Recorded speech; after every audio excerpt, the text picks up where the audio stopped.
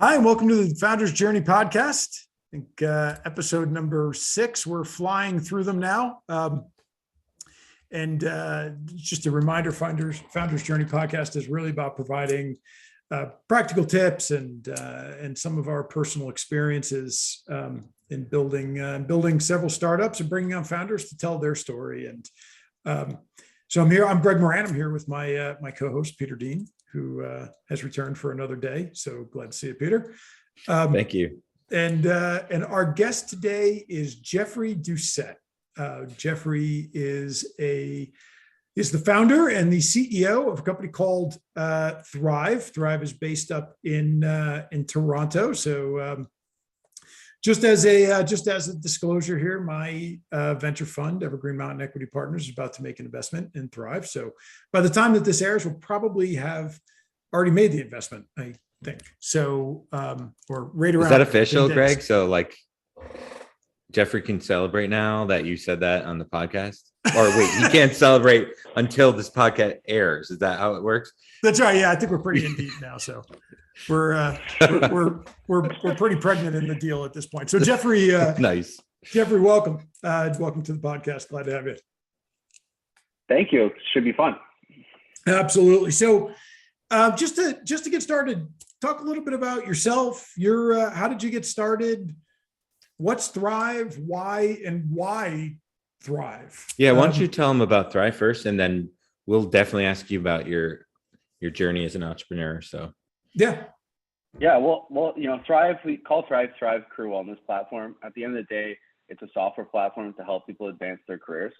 We've built a platform that helps people analyze their skill sets, compare their skill sets to job opportunities, the number of tools to help them search for jobs, find employment, search for jobs within a large organization. We sell our product to large corporations, and large corporations use our product if someone's exiting the business as like a career transition or outplacement product, or as well as they're looking to redeploy talent within an organization. We work with a lot of large enterprises that are going through, say, like technology-driven changes to their business model. An example would be like a large bank is shutting down a call center, and they would like to provide 200 people with access to Thrive to help them move towards another job within their organization, as well as for internal career management. And recently, we've actually been picking up some large deals with government employment service organizations.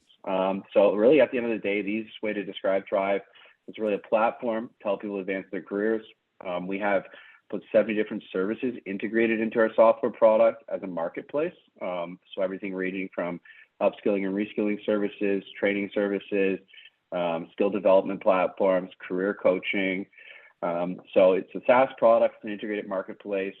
Sometimes customers will say this is like, a productivity tool combined with Amazon for your career. And I think that's, a great way to describe the product. I think we have now about 130 customers around the world, in Canada, United States, Australia. We actually got our first large win in Germany this week. So, geht's, that means let's go in German. I've been telling that to everyone. And so yeah, that's a little bit about us. Nice. So so career advancement platform, a lot of stuff that you could, have focused on when you, starting this is your first foray as a founder, right? Yeah, this is the first company. So, a lot of stuff you could have focused on. Why career advancement, over sort of the multitude of other opportunities that are out there? Yeah, it's an interesting story. Like a lot of entrepreneurs, it hasn't been a straight line. If you look at my LinkedIn profile, you'll see that we really launched Thrive 3 years ago. It was an evolution of an original product we built, which was called Career JSM. And we've been building software to help people advance their careers for about 7 years now. And what's been always consistent is believing that someone having a job that they love is really important, and we want to build software to help solve that problem. The way we got into it's interesting. So my business partner, he's our chief technology officer. His name's Tristan. I met him whenever I was in university. We worked on a number of projects together in university. Tristan was a web developer for the campus student union shop. I was, in student government leadership. So, back when I was 20, I was trying to tell him what we should do for a landing page to get something up on online and run a campaign. After I graduated from university. I was elected for 1 year as the vice president of the Students Union. And in that role, we had a number of services that students get access to as part of their student government fees, running campus bars, restaurants. And that was a really interesting job. Learned a lot about managing people. But part of my job was also making sure that the fees that students were spending on fees to universities were spent well. I was the vice president of finance of the Students Union. And I spent the whole year arguing with the Student Center, telling them that the technology that they were offering to students was just not good. They could be doing a lot better of a job. And at that time, there was a large trend, which I think is still a trend today, of students leaving university and college, not getting a good job, moving back home with their parents, not making good money, that Starbucks barista kind of trope of a university grad. And Tristan actually approached me and had started a company and had moved on and was looking to do something again. Like, we should start a company together. Like, what would you like to work on? And for me, I was like, look, I just finished yelling at the Student Center for the 50th time this year that the software is really bad. So the first product we launched was called Career JSM. And we originally started by selling it to university and college career centers. And the whole goal was that if you gave better software to students to help them look for jobs, that helped them identify opportunities, track their opportunities, they'd be more likely to, find a job. And, that got started. We ended up, raising a bit of money after initial sales. A couple of years in, we were making money, but we realized this wasn't a sustainable long-term growth. And most importantly, we weren't going to be able to achieve our goals in helping a lot of people, just based on the business model and the challenges we were running into. At the same time, I had a close family member of mine go through a job loss and get access to outplacement and career transition services. And she showed me the services that they were getting and the technology that was supporting her journey in a large organization. And wow, this is similar to what we're building with Career JSM. And we could do a much better product. We could deliver a better product. So at that point, started cold calling, CEOs of outplacement career transition companies. Didn't really know anything about the industry, learned a little bit about it, was able to start selling our product to these career transition outplacement companies, which are not a very technology-driven industry at the time. And from there, started growing, selling to outplacement companies around the world, learned a lot about outplacement and career transition, and worked with a lot of great companies around the world, understood their problems. At the same time, we started really learning or coming up with ideas on how we could deliver a better kind of career transition outplacement product. And there was a couple of themes we were seeing in the broader labor market. People going through career transitions are often having to upskill, reskill. A lot of career transition services aren't offered to individuals with lower income. And so what I mean by this is a large organization might only offer them to people that make, let's just say, just pick a number, $120,000 or more. So at a certain level of executive. Then we ended up launching Thrive about 3 years ago out of Career JSM. And since then, I think we've really found our stride. The product really was an instant hit, really started great feedback. One of the things I'm most proud of is our user NPS score is 80. And that's for a service that, quite frankly, is not at the best time of someone's life, often when they're notified that they've lost their job. Right. And then the product just started going, and that's how we got here. Now that we're doing more than outplacement career transition, the marketplace model we've built has really expanded, and we're off to the races. That's, the order. So you said something that was actually interesting. Well, it was all interesting. I don't think it came out the wrong way, but you say what you mean, Greg. The way that you went about it, I think, is an interesting thing, right? So you built this product, and because I think this is very much the way that a lot of companies start, right? Whether they're tech or not. You built this product, and it was for a different application, but the problem was the same, right? And you saw, okay, but there's this whole bigger market out there. But what you didn't do was go and spend $1 million trying to rebuild your product. What you did was start cold calling into a different market to understand the applicability, right? And I think there's a great lesson in there for, I think, because a lot of a lot of founders sort of fall into this stage of, okay, now we have to go build this perfect product for this new market. And what you were doing was saying, well, let me just go see if I can sell this existing product into this new market. Yeah. Why don't you talk about how your focus was on the problem? Because I know it's something that we've talked about in the past, but. Yeah. I mean, at the end of the day, like looking for jobs and changing careers, is something that happens throughout someone's career, right? Like if your average person is going to work like 35 to 40 years, whether if they're lucky enough to be in one company for a long period of time, they're still going to go through often job changes. It's something that happens at a number of points, right? And we started out with the point that we understood, right? Like our peers had just left university and college. We understood that, but realized really quickly, actually this problem's even more acute to people at other stages in their lives, right? And if the problem, and what I mean by that is again, going back to the example everyone uses, like Starbucks barista living at home with their parents, that's a problem, but that's not like actually that bad of a problem, right? Because that person is going to figure it out.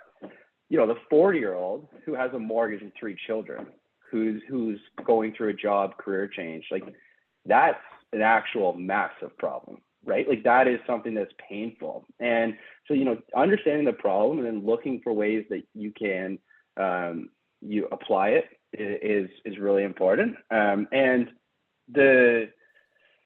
I haven't at least found for our software that as we've experimented with different business models or practically gone into different areas, that it's actually been as hard as a transition as people thought it was going to be, right? Because there's a lot of commonalities. The second thing I would say, and this is just probably like intrinsic in my DNA, like we're pretty good at like selling stuff before it exists. And what I mean by that is I'm serious, like selling stuff with, PDFs or, we're pivoting from university and colleges and we know we're going to have to build some admin tools for these corporate clients. So we've got a track record of delivering software. Here's some PDFs of what the mock-ups look like that we can deliver in 3 months if you sign a 3-year contract with us. And, not doing custom development, but being able to front load revenue from your customers with a creative and I'd say, transparent sales process, something that's also worked really well for us and facilitated the transition as the business model has evolved. I think it also, what it also has done too is it's allowed you to take, I mean, the business you've built without getting into revenue numbers is not that small anymore, right? And you've been able to do that without going out and raising a ton of capital to get to this point, right? So I mean that sort of approach to, hey, let's go out and try to sell this thing. Let's start generating revenue, and then we'll start to make the incremental changes that we need to make. Will ultimately mean from a founder's perspective will mean an awful lot to you in the end, right? Being able to not quite bootstrap, but sort of have that bootstrap mentality to get so there. Let's go back a little bit and talk about like you're in university, you got a job, then you decided to not have a job. Like this is something that there's people sitting in university hopefully listening to us that's not just my mother listening because she's way out of university. But what is your advice there? Because like it's hard to do that, right? You're sitting there, you have friends getting jobs, they're very smart person, probably getting paid pretty well, and you're starting this company. That's a big difference. Yeah. So there's a couple things there. Like one, I have ability to rationalize a lot of things that some other people might say are irrational. But there is a thought process that goes through justifying it. And I'll give you one, right? Like, so when we didn't really make any money for the first couple of years. We were making small amounts of revenue, basically, and living in Toronto and paying ourselves like the bare minimum to the point where like at certain points it was like, here's how much I could e-transfer us for the next week or 2 weeks to just kind of get by as we're going on. And, for myself personally, like, ran up some more debt and starting the company, a line of credit or things of that nature. But the way I actually rationalized it was like, you know, I as I started getting into building a company, I was like, I really want to do this. Like, I really want to solve this problem. I really want to understand how to build a company. It seems to be something that I really enjoy doing, and I'm really enjoying this problem. And, you know, we all know how expensive MBAs are these days, or law school. I was actually planning on going to law school. I wrote my LSAT, and I was planning on going to law school after the year at the university. And to me, I was like, in my mind, at least my rationalization was, hey, if I run up 30 grand, 40 grand of debt, or I take 50, 100 grand of earnings off the table, and I like learn how to build a business and get going, like that seems like a really good investment in like myself as an entrepreneur and as a person. And if this isn't a product, I've learned a lot to honestly take to how we like do the next product. But like, I don't know, like it was just I never thought I was going to fit. I never thought we wouldn't figure it out. And it was just like complete conviction that like we can go and build the company. And we did random stuff to finance it. Like some points we did some consulting work to just get dollars in, you know, built some websites for some people to get money in. Right. And we're resourceful with it. But it just seemed to be, it was something that made sense for us.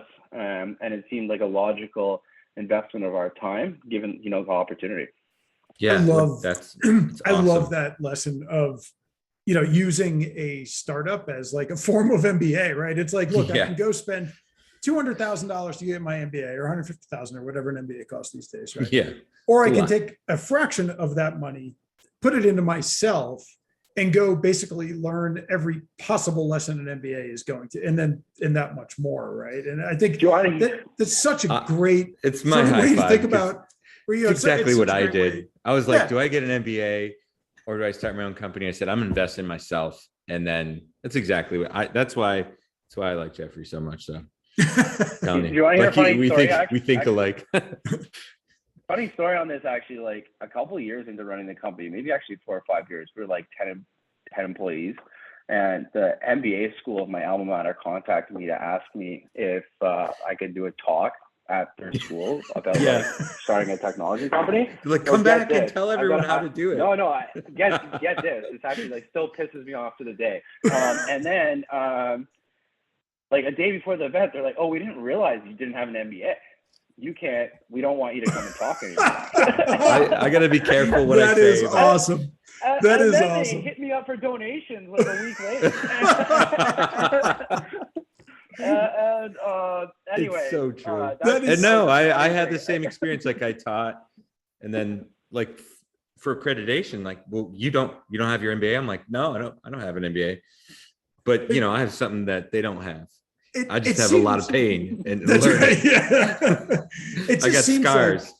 It seems like there's, you know, it seems like every conversation that I've been having lately has sort of gone down this education trail, right? Of like, you know, the way that is such a university sort of viewpoint of the world, right? Well, if you don't have your MBA, you're not actually qualified to speak to MBAs, but you're out doing it. Right. It's like, it's just such a bizarre, beyond doing it. Right. You know, like to bootstrap to where he is today is like, damn, like that's a dream, right? That is like people, you know, anyhow, we could go, let's go back and talk about that. I know Greg's going to go on a tangent, but I'm going to go on an education tangent. How about that? Yeah. So how about this? Like, you want to start out with like the best advice or the worst advice you got? I like your worst advice story. Yeah. You know, I would say a couple things on advice. So, great. So, you know, first of all, and this is something I think a lot of entrepreneurs can fall into this trap, is like, we live in a world where like everyone wants to give advice.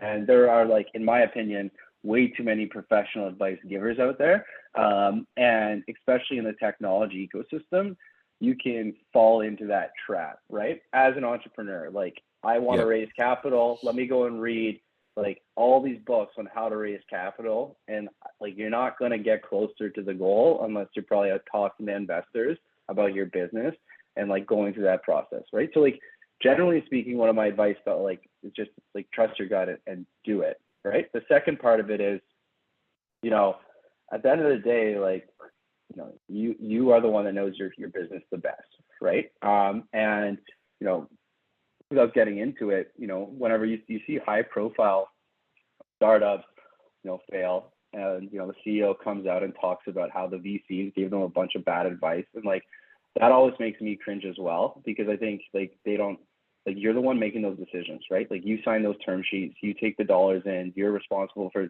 deploying it. So there's this whole advice thing, like there's so much advice out there, you can almost be skittish with all the advice you're listening to, right? But there are some really bad ones that come to mind. And like, so for example, I think a general, startup trope that is pretty popular is like, if there's a lot of money on the table, raise as much money as possible, right? And we were at a point, before a couple of our inflection points where our business evolved, where we were raising, I think, $400,000 or something. So not a large amount of money. And I think there was opportunity for us to go out and raise more. And I was told by someone, like, you should be going and taking more money, like take on more money, raise more money, do all that. And it was kind of like I was being pressured to do so. And like at the time, like, I think that person had different incentives than I did, but it just didn't feel right. Like, I was like, I don't know what to do with $1 million, $1.2 million. Like, I kind of understand what I want to try to do with 400,000. And the reality would be, had I raised that much money, I don't think we would have been in a position where we would have been able to go through a couple of these like pivots or evolutions that we did. We would have sold too much of the cap table, too much money would have been dumped into the company. We probably wouldn't have been as patient enough to learn those lessons. And it would have been really hard for us to get to where we are today. So, that's one that stands out to me. And I think that's one I think that's prescient right now. Yeah, it's such a huge issue. I mean, it really is, because I mean, you've got, the amount of venture capital. Remember, and I say this being a VC now, although I don't feel like I'm a VC, but we do have a fund. But it's, the amount of money in venture today on a global scale, it's like over $1 trillion. I mean, it is absolutely just mind-boggling, not just VC, but private equity and private markets. And the incentive in that space is about deploying capital, right? The business model of a VC is you don't make any money unless you're deploying capital, right? It's not, and that's the thing. So that pressure to take on more and say, there's not a huge amount of pressure certainly on the VC level if a company fails, right? That's kind of part of it. So if you could deploy more capital into a company and that company blows up as a result of that, okay. I mean, add them to the other 50%, right? You have more outcomes. Yeah. Right. But from a founder's perspective, that is deadly, right? Mm-hmm. Because, I mean, you're absolutely right. If you have a plan that says, hey, I know how I'm going to go and deploy $400,000 or $500,000. This is exactly what I'm going to do. I'm going to do this. I'm going to execute on that plan. I'm going to build it to the next level. Then I'm going to go out and raise $1 million or a couple million or whatever.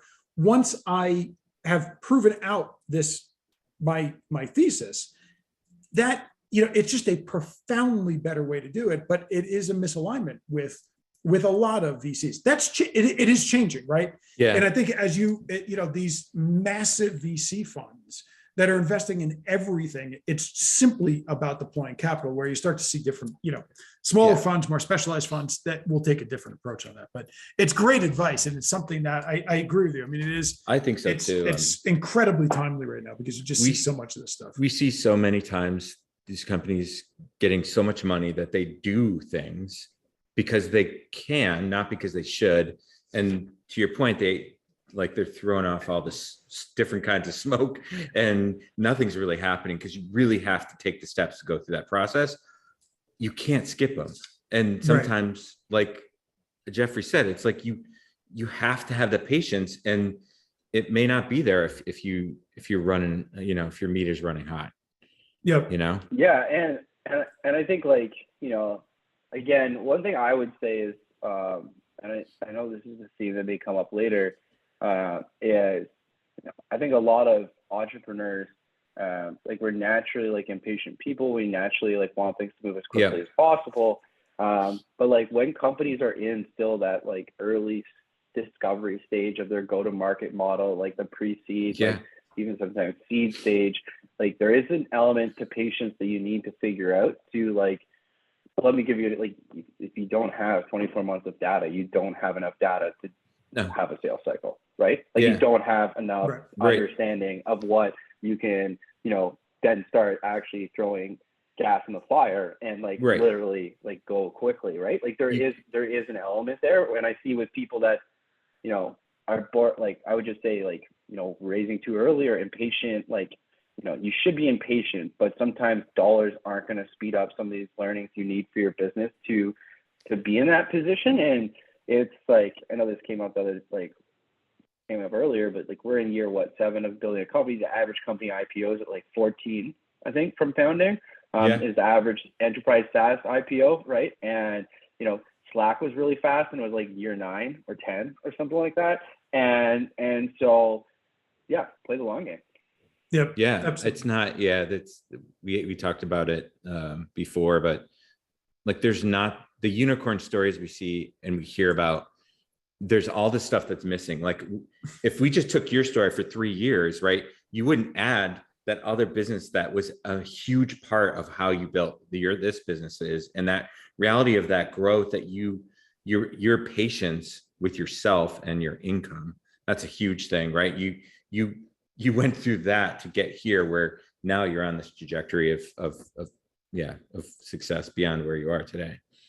So Talk a little bit about it. I know we talked about in our pre-interview, and I think it's interesting, right? One of the things that caught my attention about Thrive, and I know it's been a big part of your story, is you're not traditional SaaS. I mean, you're SaaS sort of, right? But I mean, that's had a lot of pricing implications for the way you've had to think about the business differently. I know there's been pressure to kind of conform it to more traditional SaaS model that you've had to fight off. I mean, talk about those lessons a little bit. Yeah, I mean, there's a couple of things that's been interesting for us. So, like, I think it is important to understand the context of the product that we're offering, in the sense that we are competing against what I would call professional services organizations, that typically are offering like flat rate professional services engagements on a per person basis. So one, like for us to compete as a software product against them, we had to have a bundled offering that's similar to that, as well as how the customer pays and buys for it has to be similar. And this is like getting into the weeds, but you can't show up to a procurement that says we pay for services this way with a different pricing model.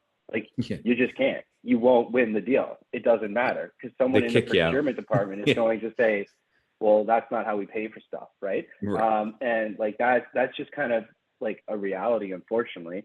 And so we have this interesting business model where we have a SaaS fee for every person that comes onto the platform, and we earn a platform fee for all the dollars that our customers deposit in the platform.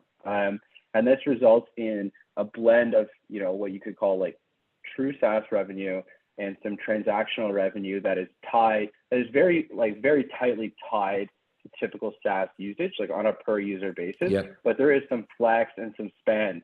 And, some feedback we've gotten in the past is, again, people might want you to look like another company they understand that's worked really well. Or, this can be as simple as like, this sounds silly, but like I've interviewed virtual CFOs who are like, well, this is my financial modeling plan.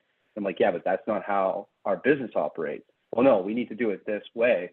No, like this is how our business works, and this is what works for our customers. And so, that creates challenges sometimes, in the sense when you're going out to raise capital, you're communicating about your product to a lot of investors, and your business model is atypical. There is a pressure to make it look more, like companies they're looking for. But at the end of the day, we wouldn't be able to get our customers to change how they want to pay for the product.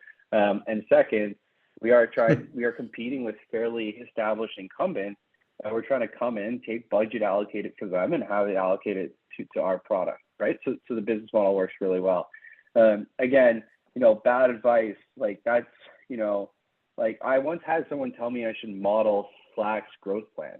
Like, we're not a messaging company. What are you talking about? Like, that's just like such a ridiculous thing to say to somebody, right? Like, that's like, telling. But Jeffrey, what are you going to do if Google? What are you going to do if Google competes with Yeah, exactly. Oh, that's a good one. Yeah, you want to sell pants? I'm going to kick their ass is what we're going to do. Yeah. You what? You would never tell someone that's trying to sell dress pants that they should go and emulate how Lululemon markets their pants to women. But there's an element to seeing that sometimes in the business, which is, it's funny, but you just have to have conviction in what you're doing and your business model long term. It's a So great true. point, right? That's Because awesome. you look at what you guys are doing, and I don't think, I'd be willing to bet nobody listening to this podcast has ever, maybe there's a few people who have ever dealt in the career outplacement industry. It is a big business. I mean, it is a multi-billion-dollar global TAM that has been around for what, like probably 80 years. And Yep.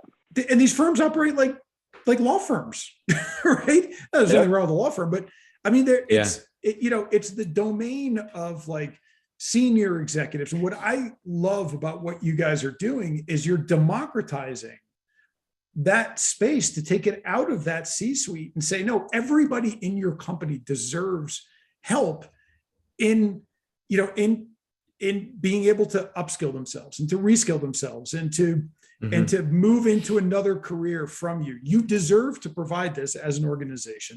Yeah. And you owe it to your people to give them another opportunity. And there's not that place doesn't exist today. And I think, so when somebody steps in and they're saying, well, follow Slack's business model or jam everything into this SaaS subscription model because that works on my spreadsheet and I don't know how to change the columns, Well, changing the columns is a big conversation, Greg.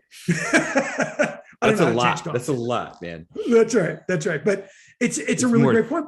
Yeah. But I think, the thing is though, you would have a lot of founders who would succumb to that pressure. Right? Yeah. Because, because you start to put fundraising in front of the customer. And that's something you guys have fought off, I think, really well, which is, that's how you break it too. Like you could just break it. Yep. Absolutely. Well, one thing that I know we probably want to move on to another subject, but the best advice thing I ever received, and this actually wasn't something that was given me directly. I was at a conference 4 years ago, probably when he did more of this stuff, but 4 or 5 years ago, seeing it, Toby Luke, who's the CEO currently of Shopify, and he was talking about the same problem that founders face, getting all this advice. And his thing was just I think it's really simple and clear. What have you done to be in a position to give me advice?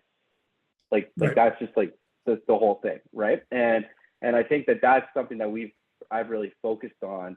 When you're talking to a VC that may have been a really great operator at a company, but they may have, and this has happened a number of times. They may have only ran a company that's 500 people large, which is a really large startup, right? A large startup can be billions of dollars with 500 people. The needs of them, the needs of Walmart or TD Bank are so different that it can be really challenged. Again, fighting that. Anyways, don't you have to keep going down that topic, but you have to just have a lot of conviction in what you've heard from your customers. I totally agree with you. And it's as someone in the marketing and sales space, when you hear, you want to come because Slack's here and they're gonna, I'm it has nothing to do with how we market your business. You get starry-eyed and we're gonna do that. And it has nothing to do with your customer, where they operate and how to get access to them.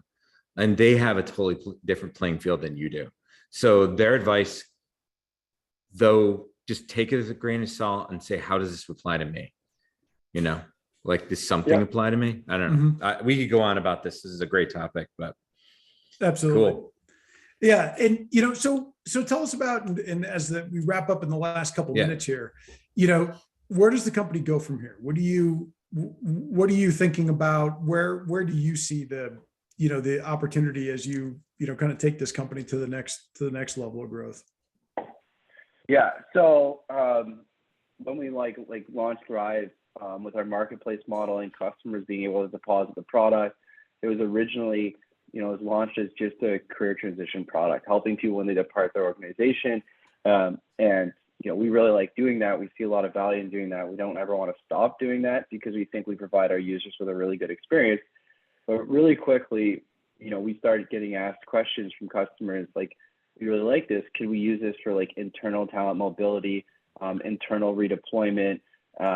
We love how instead of me having to have like a contract with 4 different coaching providers, like 3 different learning providers, all these employees have $1,500 professional development spends that we have to manage with spreadsheets. Like, can we get to, using Thrive for those services? And like, so we've been focusing on that, and we started to have customers using the product for more than just, career transition, like mid, last year. A lot of it was hacked together. The reality is there's not an insignificant amount of work to do so, because we're building our product so that with a click of a button, customers can impact the services that show up in the marketplace that are made available to people. Obviously, if someone is, getting career management because they want to invest in them versus moving to a job internally or departing the organization, different services are made available to people because it's a much different point in their career. So that's really where we're going. I think that, if you think about Thrive, I think in 5 years, I would like our product to be positioned as just this platform for career advancement. We call ourselves the career wellness platform. That's like a term we want to lean in on.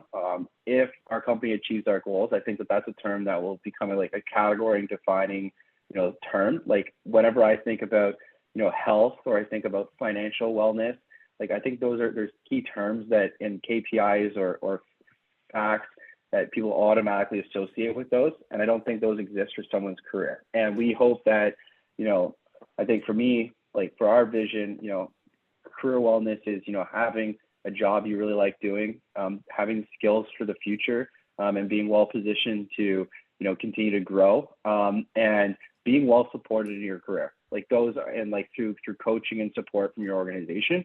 And we think our platform has like something to play in doing all of those and helping people achieve those. And that's really where we want to get to. And I think, so that's our vision, and that's what we hope to achieve. Cool. And it's a huge vision, right? Because I mean, when you look at the state of disruption of the global workforce, and you look at like the World Economic Forum data, right, that says 50% of people over the next 5 years on a global level are going to lose their jobs because of automation. I mean, you guys are helping to solve that problem, right? And there's not a lot economically that's a bigger problem to solve, and a more profound problem to solve that affects more people than that. So this is great, Jeffrey. Really appreciate you having you join us today, and fun having you. And as I mentioned, my fund is investing in Thrive, so we certainly believe in it. It's just incredible watching the company kind of evolve to the next level. So Jeffrey, where can people find you if they want to connect with you, and if they want to learn more about Thrive as a company? Well, if you want to learn everything about Canadian politics, you can follow me on Twitter. And no, I'm on Twitter, Jeffrey_Doucet, trying to tweet less about politics, or on LinkedIn just by searching for me, Jeffrey Doucet, or our website, thrivemycareer.com. So you can find me on any of those ways. But Jeffrey Doucet, Google, pretty easy to find, I think. Awesome. And just go to the website if you want more information about the company. And we are hiring a lot right now. So I think by the time this podcast goes up, if you are looking to work for a quickly growing technology company, we're going to be growing our team, I think, on both sides of the border, both on the product side as well as sales and marketing. Everything probably from entry level all the way up to more senior jobs. So I think that anyone, feel free to reach out. Love it. Awesome. Thanks all right, coming. Jeffrey, thanks so much. Appreciate it. Appreciate everybody joining us today for the Founders Journey podcast, and we'll see you next time.